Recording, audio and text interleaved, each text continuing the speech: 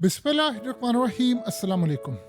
Qatar में जारी मुज़ाकरात के परखच्चे उड़ने जा रहे हैं, टुकड़े टुकड़े होने जा रहे हैं और इतने टुकड़े होंगे कि दुनिया देखती रह जाएगी। अब सीन ये हुआ है कि आयतुल्ला अली खामनाई की अप्रूवल के बाद ईरान की जानिब से बयान आया है, जो इंस्ट्रक्शन और चीज़ें दी गई हैं। हमास ने आयतुल्ला अली खामनाई को पैगाम दिया है कि आप जो स्ट्राइक में डिले कर रहे हैं, इसराइल सिर्फ और सिर्फ टाइम ले रहा है। आप जितना लेट करते जाएंगे, वो असल में काम ये कर रहा है कि आपके मुल्क में इंटेलिजेंस गैदरिंग इकट्ठी कर रहा है, ताकि ये पता चलाया जा सके कि रूस ने आपको कौन से मिसाइल दिए हैं, कौन से हथियार दिए हैं, कौन सी सूरत हाल दी है। और इसी वजह से वो आपके मुल्क की इंफॉर्मेशन लेकर सारे का सारा हमला करने जा रहा है। अब वो बड़ा क्लियरली ईरान को, यानी आयतुल्ला अली खामनाई ने भी अपनी तमाम लीडरशिप को ये बात कह दी है कि हमें अब स्ट्राइक में डिले नहीं करना चाहिए। ईरान सिर्फ हमारी मालूमात ले रहा है, ईरान टाइम गेन कर रहा है। वो अमेरिका को कहता है, अमेरिका आगे अरब ममालिक को कहते हैं, कतर को कहता है, कतर आगे ईरान को कॉल करता है कि नहीं जी आखिरी एफर्ट करने दे। अब एक नया ड्रामा शुरू हुआ है कि जी एक हफ्ता 1.5-2 हफ्ते तक आप मजीद करें। ईरान को बड़ा क्लियरली पैगाम चला गया, इसीलिए ईरान ने कहा है कि हमें पता चल गया है कि ये सिर्फ टाइम ले रहा है और हमारे स्ट्राइक से बचने की तैयारी है। आप अंदाजा कर लें कि इस वक्त क्लियर मामला ये हो चुका है कि आयतुल्ला अली खामनाई ने इस बात को अंडरस्टैंड किया है। कल रात को इन्होंने लिबनान को स्ट्राइक से रोका और लिबनान पर हमला कर दिया और 10 लोग वहां पर मार दिए। ये सूरत हाल है, बुज़दिल हो चुके हैं हम लोग सारे। यानी अब आयतुल्ला अली खामनाई और ये सारे आपस की डिस्कशन में ये चीज़ कह रहे हैं कि क्या हम इस लेवल पर अब आ गए हैं कि अब इनकी बात ये हमें डिक्टेट करेंगे, ये हमें बताएंगे। तो स्नैरियो भी यहाँ पर ये बना है कि ईरान के सुप्रीम लीडर की जानिब से अब गालिबन एंड टाइम्स में आ गया है और उन्होंने क्लियरली कह दिया है कि अब हमें डिले नहीं करना चाहिए इन पर स्ट्राइक पर, और जितना टाइम लेना था ले लिया। उन्होंने कतर को भी अपनी इंटेंशन से इन्फॉर्म कर दिया है। कतर की प्राइम मिनिस्टर को ईरान की जानिब से बता दिया गया है कि इसराइल की नीयत बिल्कुल ठीक नहीं है, ना उन्होंने कोई डील करनी है, ना कोई मामला करना है।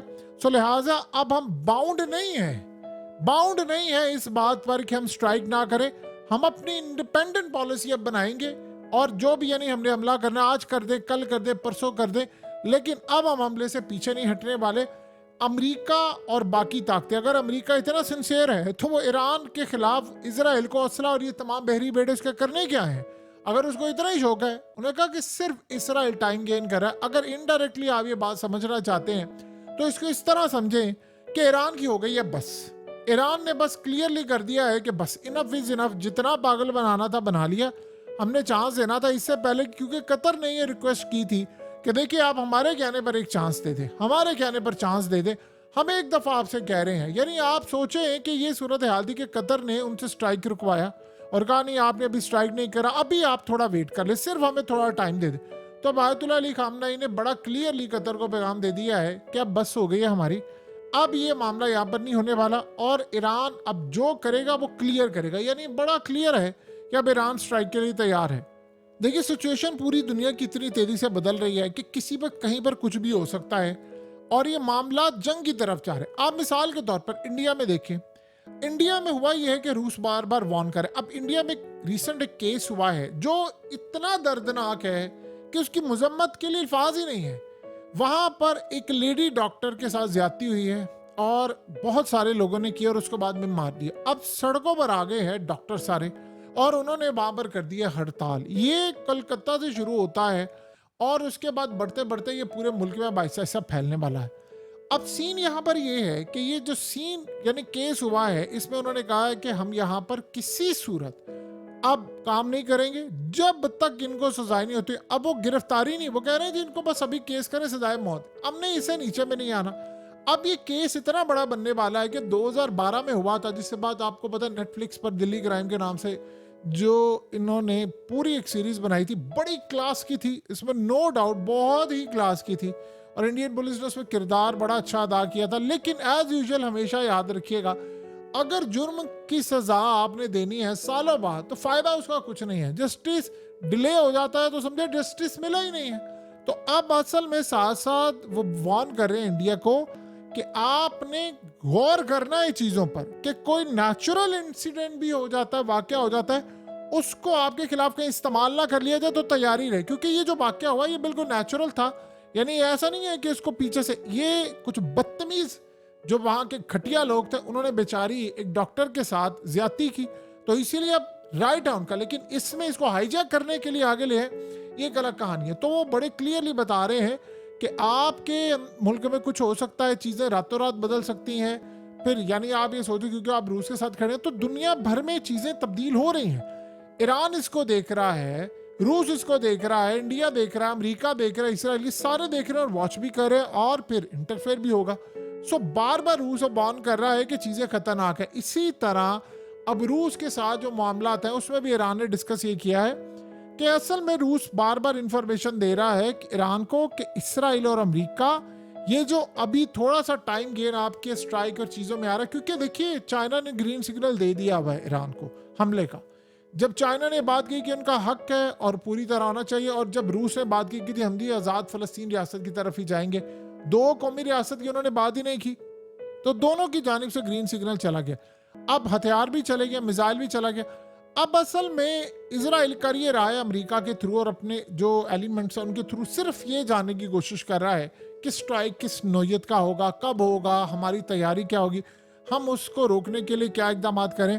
तो ईरान को बड़े वाज़ेह तौर पर ये चीज़ें मिल गई हैं, पैगाम मिल गए, इसीलिए उन्होंने कह दिया, आज कतर को पैगाम दे दिया, अब हमारी हो चुकी है बस, अब इनफ इज इनफ हो गया और हमने इस सारे मामले पर पीछे नहीं हटना। सो अब जो सूरत हाल पैदा हुई है, आप एक चीज पर दाद देंगे नेतन्याहू को। देखें उनकी एस्टैब्लिशमेंट के दो हिस्से हैं, एक उसके खिलाफ सड़कों पर एहतजाज करवा रहा है, एक मीडिया को खबरें लीक कर रहा है, और इनकी कैबिनेट में लड़ाइयाँ हो रही हैं, इनके लोगों की आपस में लड़ाइयाँ हो रही हैं, वजीरों की लड़ाइयाँ हो रही हैं, आर्मी चीफ और नेतन्याहू की आपस की लड़ाई हो रही है, वजीर दिफा और नेतन्याहू की आपस की लड़ाई हो रही है। इस सारे लड़ाई करे उसके बावजूद पूरा इसराइल सड़कों पर है, पूरा वर्ल्ड इनके खिलाफ है, लेकिन वो बंदा जंग के लिए टस से मस नहीं हो रहा, क्योंकि उसके पीछे बैठी हुई हैं सारी ताकतें जो चाह रही हैं जंग हो। आप अंदाजा करें, एक वो कतर में मुज़ाकरात हो रहे हैं और यहां पर उसने स्ट्राइक कर दिया है और लेबनान को रुकवा दिया है कतर के कहने पर ईरान को कि आपने हमला नहीं करना। उन्होंने कहा अच्छा हम हमला नहीं करते कल रात को, और आप देख रहे हैं इन्होंने कल रात को खुद हमला कर दिया। इसका क्या मतलब है? इस सारी सूरत हाल को दो चीजों से आप देखें। उसका ये मतलब है कि बड़ी क्लियर डिवीजन है इजराइल की गवर्नमेंट में, एक चाह रही है मुज़ाकरात, एक चाह रहे हैं स्ट्राइक। जब मुज़ाकरात होते हैं तो साथ ही स्ट्राइक कर देते हैं। आपको याद नहीं अफगानिस्तान में क्या हुआ था ट्रंप के दौर के अंदर? ट्रंप अफगान तालिबान को बुलाना चाह रहा था व्हाइट हाउस के अंदर, और व्हाइट हाउस में बुलाना था डेविड कैंप और पता नहीं कहाँ कहाँ उनकी मुलाकातें थी। तो आप ये सोचे कि इन्होंने व्हाइट हाउस बुलाकर उनसे डील और फाइनलाइज करनी थी, उससे पहले अमेरिका की ही फौज के अंदर से उन्होंने एक हमला करवा दिया, और हमला खुद करवा दिया अफगानिस्तान में अपनी ही फौज के ऊपर सारा कुछ, और नाम लगा दिया अफगान तालिबान का कि इन्होंने किया है, और कहा नहीं जो अब लड़ाई होगी तो ट्रंप ने कहा ठीक है जी मारो फिर इनको। बाद में ट्रंप को पता चला नहीं ये तो 2 नंबरी है। ये आप सोचिए इसमें 2-3 साल डिले हो गए। ये इस तरह की सूरत हाल होती है कि उधर कतर में मुज़ाकरात हो रहे हैं और उनको कह रहे हमला नहीं करना, पीछे से उन्होंने हमला कर दिया।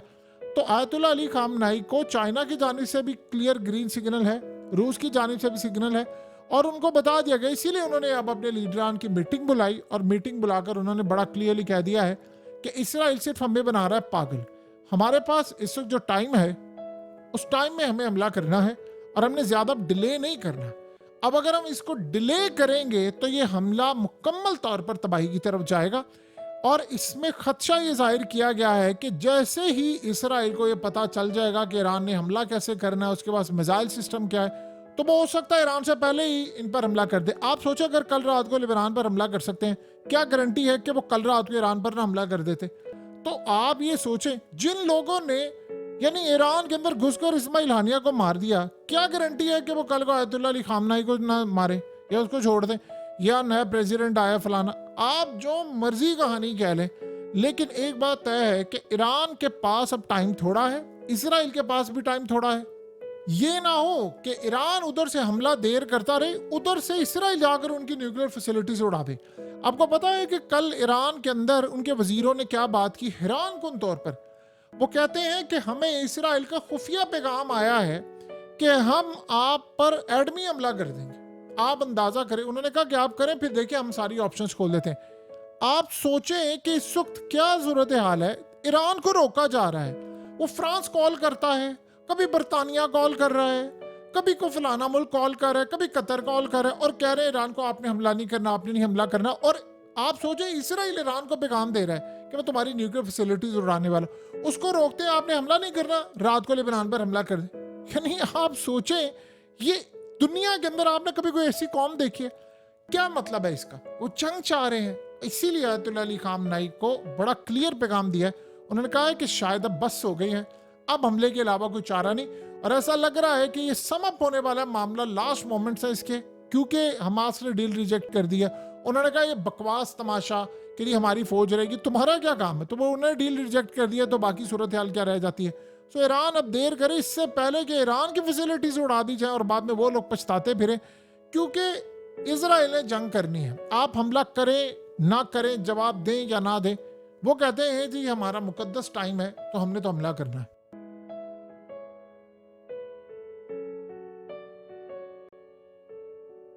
हकीकत टीवी को सब्सक्राइब करना मत भूलें, वीडियो को लाइक करें, शेयर करें और कमेंट सेक्शन में अपनी राय का इजहार जरूर करें।